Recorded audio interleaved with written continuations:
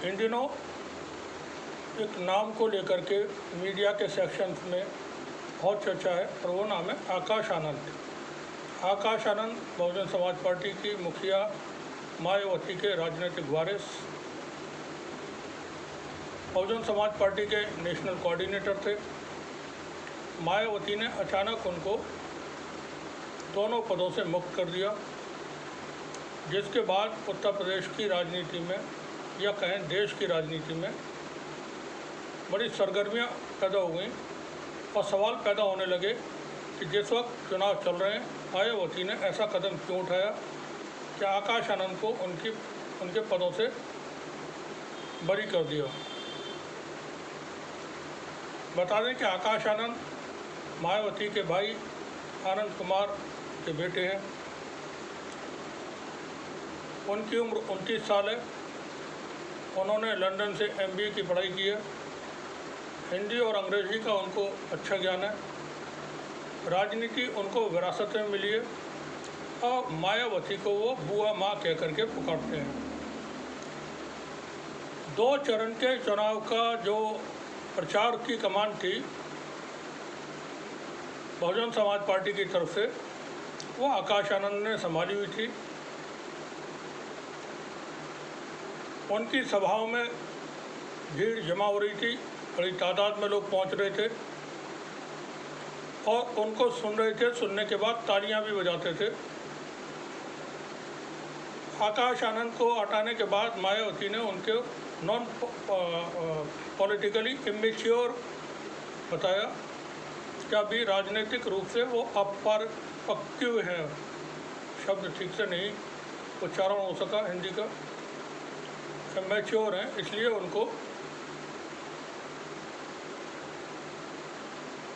पद से हटाया गया है। अब हटाने की क्या वजह है उस पर हम बात बाद में करेंगे।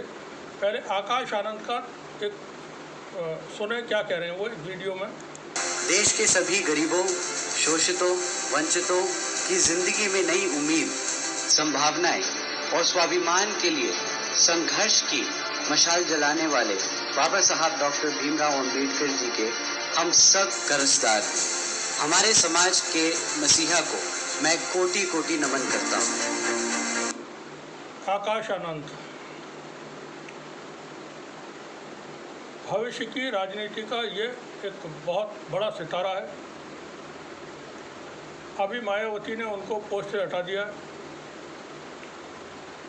परमानेंटली। ऐसा नहीं है कि वो बहुजन समाज की राजनीति से अलग कर दिए गए हों हमेशा के लिए। मायावती ने यहाँ पर आकाश आनंद को पोस्ट से जो हटाया है वो बचे हुए को बचाए रखने के लिए। मायावती उत्तर प्रदेश की 4 बार की मुख्यमंत्री रही हैं। सरकार क्या क्या कर सकती है उनको जानकारी है। पुलिस कैसे काम करती है वो जानती हैं। एजेंसियां क्या करती हैं, क्या कर सकती हैं, किस तरह से धमकाती हैं,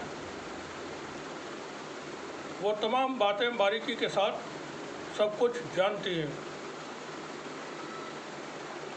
आकाश आनंद को लेकर के सीतापुर में एक FIR दर्ज हुई थी। कुछ बयान आकाश आनंद ने जो अभी दिए थे वो हम कह सकते हैं कि ठीक नहीं थे।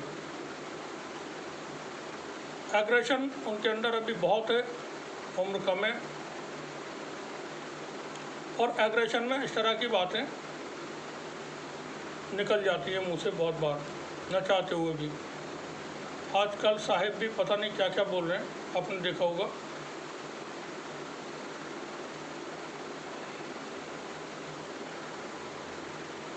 सीतापुर में FIR दर्ज हुई उस वक्त आकाश आनंद ने भारतीय जनता पार्टी को आतंकवादियों का से तुलना कर दी थी। ऐसे बयान नहीं देने चाहिए, बचना चाहिए इनसे। सियासत में बहुत सारी बातें होती हैं, लेकिन इन 1-2 बयानों के अलावा आकाश आनंद का जो फोकस था वो जनता के मुद्दों पर था। वो जनता को लेकर के बात कर रहे थे। लोग उनकी बातों को सुन रहे थे और सुनने के बाद तालियां बजा रहे थे। वक्त के साथ धीरे धीरे जैसे उनकी उम्र बढ़ती जाएगी, राजनीति में उनका जो कद है वो बहुत बड़ा होता चला जाएगा। देश के अंदर बहुजन समाज के जो वोट हैं वो बहुत ज़्यादा हैं।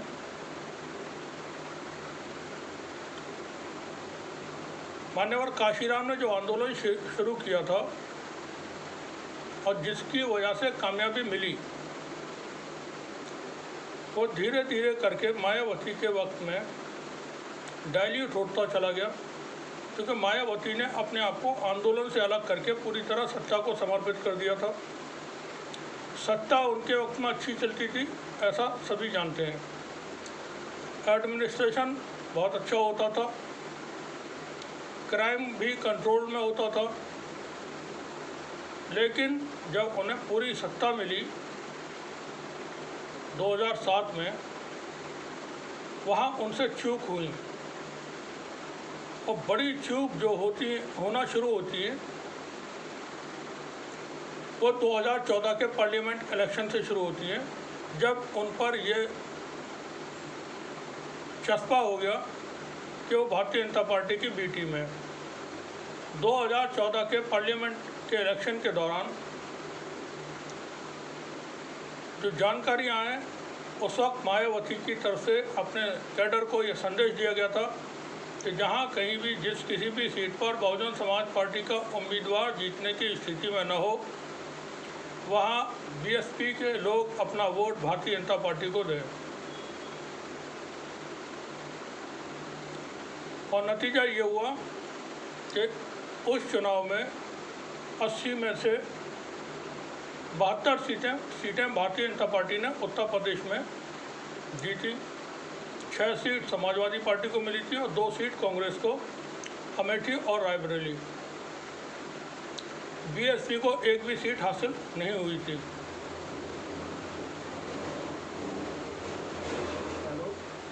उसके बाद उत्तर प्रदेश के चुनाव में भी उनका कुछ इसी तरह का रोल रहा।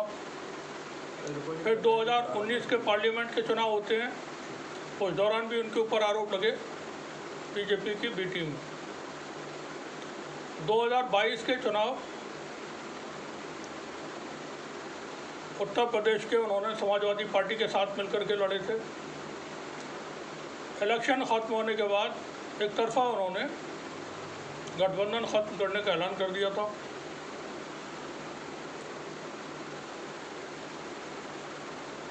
लेकिन मायावती के खिलाफ सीबीआई में एफआईआर है। 45 जो चीनी मिल बेची गई थी उनको लेकर के सीबीआई ने एफआईआर दर्ज की हुई थी, और भी कुछ एफआईआर सीबीआई में उनके खिलाफ है। ईडी की जांच भी उनके खिलाफ है।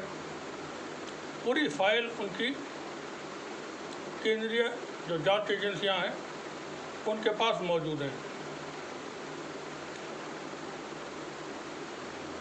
अरविंद केजरीवाल जेल में है, सोरेन साहब जेल में है, दोनों मुख्यमंत्री हैं। बहुत सारे बड़े बड़े पॉलिटिशियन देश के, आम आदमी पार्टी के कई सारे बड़े लीडर्स जेल में हैं।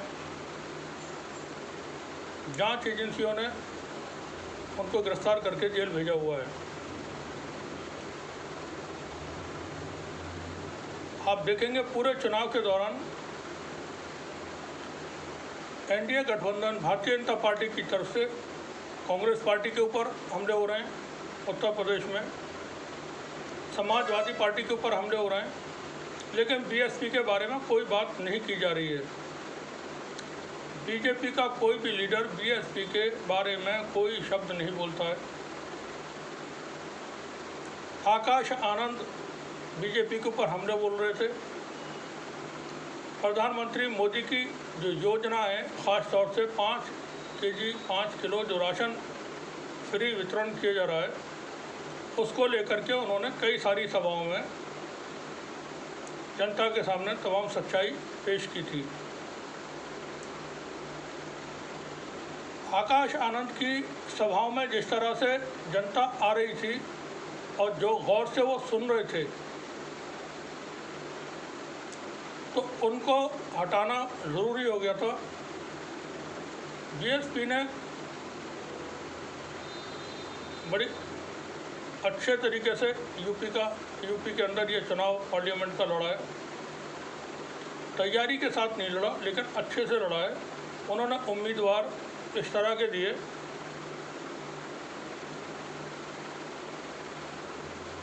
जो सभी तरह के समीकरणों को पूरा करते हैं। कुछ सीटों पर उन्होंने बड़े कमज़ोर उम्मीदवार भी दिए हैं, लेकिन पूर्वांचल में कई सारे ब्राह्मण उम्मीदवार उन्होंने उतारे मैदान में, जो जीतने की स्थिति में भी हैं। देश के अंदर एकमात्र ऐसी पार्टी है बहुजन समाज पार्टी, जिसके पास अपना वोट बैंक है और हमेशा रहता है। वो 10, 11, 12% वोट उनका अपना फिक्स है। बीएसपी के अलावा कोई भी ऐसी पॉलिटिकल पार्टी नहीं है जिसके पास अपना एक स्थायी वोट बैंक हो। जो है वो परसेंटेज उसका बहुत कम है। भारतीय जनता पार्टी के पास भी बीएसपी के बराबर फिक्स डिपॉजिट में वोट बैंक नहीं है।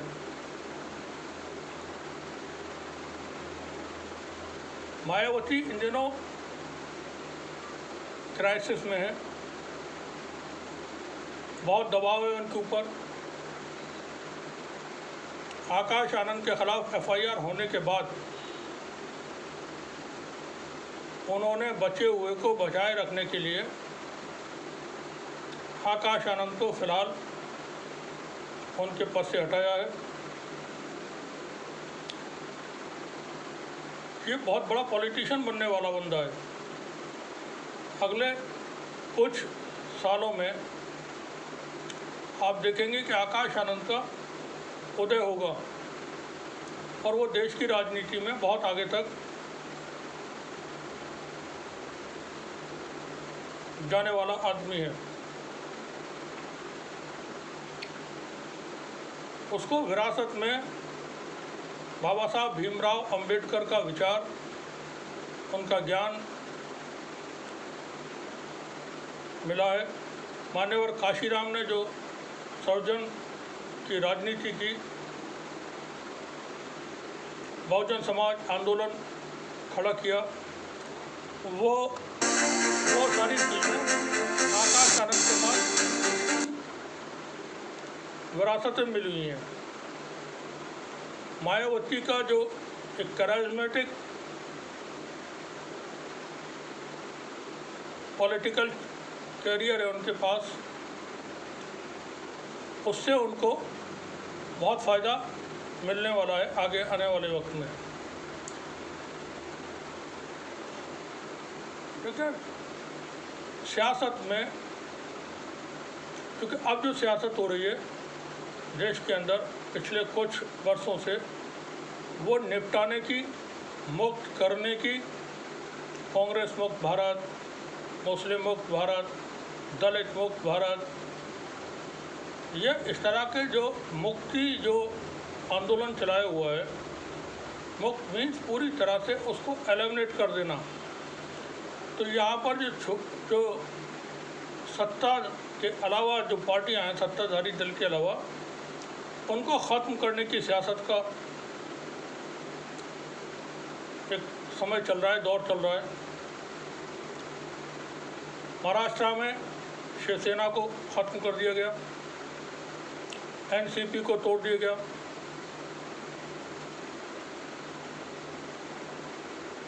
आम आदमी पार्टी को किस तरह से तोड़ने की कोशिशें होती रही हैं। मायावती के सामने ये तमाम चीज़ें मौजूद हैं और वो बहुत एक सीनियर पॉलिटिशियन है।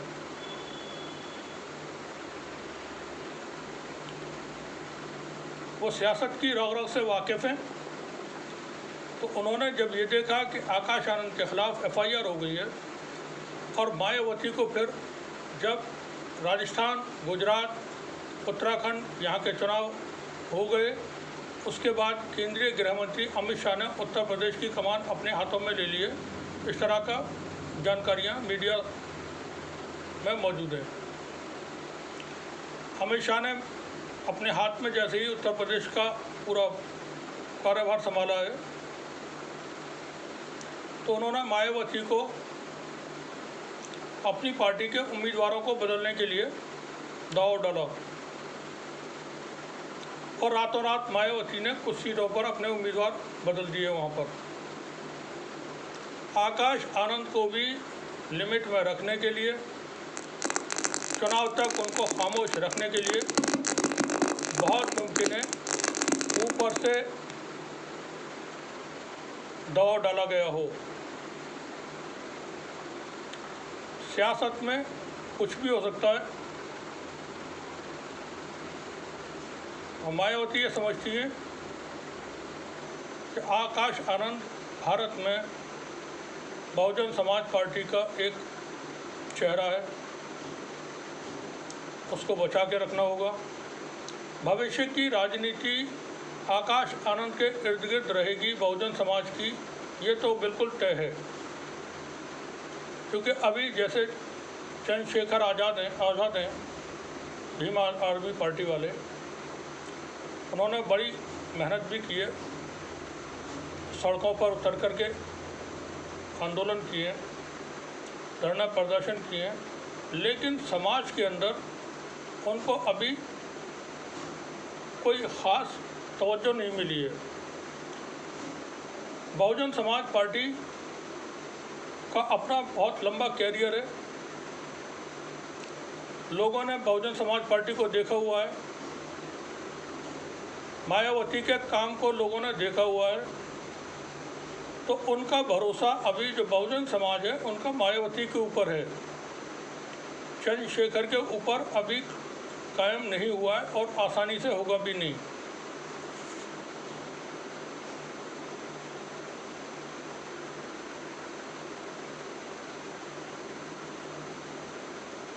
मौजूदा सत्ता जो अभी 4 तारीख तक सत्ता में हैं, उनके पास तमाम तरह की ताकतें हैं।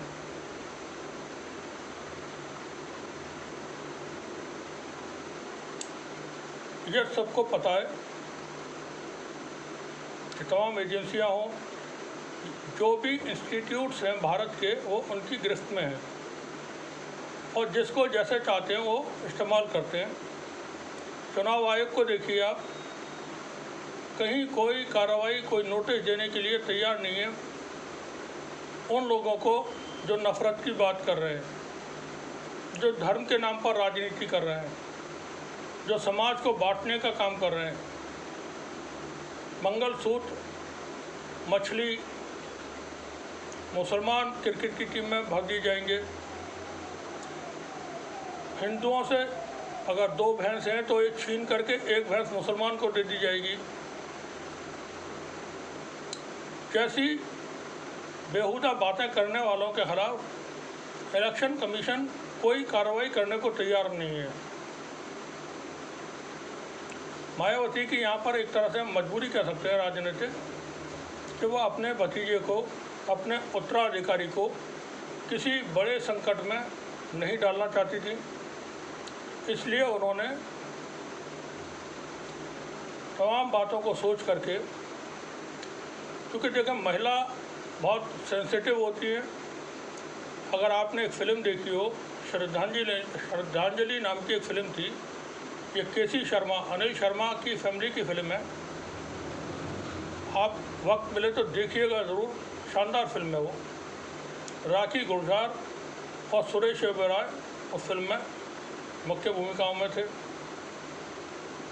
राखी के पति की हत्या हो जाती है, सुरेश ओबेरॉय उसमें एक डॉन बने, माफिया, वो राखी के पति की हत्या करवा देते हैं और फिर आखिर में वो किस तरह से अपने पति की हत्या का बदला लेती है राखी, वो बहुत खूबसूरत सीन था। महिलाएं बहुत सेंसिटिव होती हैं और परिवार के प्रति और समर्पित होती हैं। क्या अच्छा है क्या बुरा है उनको ज़्यादा नॉलेज होती है इस बात की। ये जो एक फिल्म थी हाँ, फिल्म की हम थोड़ा सा बात कर रहे हैं। घातक, उसमें जो तात्या था, कौन था वो कैरेक्टर? तात्या डैनी। तो तात्या के रोल में जो हमारे देश में की राजनीति में एक साहब मौजूद है जो सबको दंडित करना, अपमानित करना, दबाना, धौंसाना पसंद करते हैं।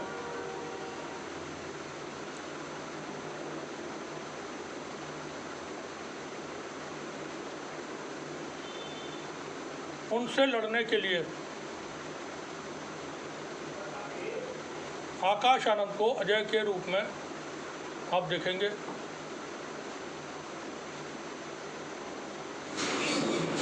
ये लोग जो घातक वाले हैं वो घातक हैं समाज के लिए। उनकी जुल्म की हुकूमतें हैं,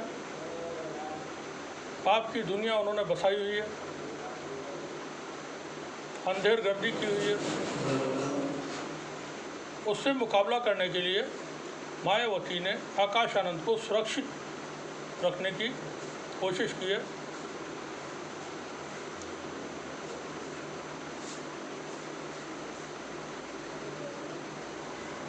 आकाश आनंद भारत में हम फिर कह रहे हैं राजनीति का नया एक सितारा है।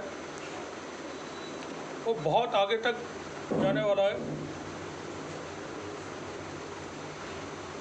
मायावती आकाश आनंद को किसी भी तरह से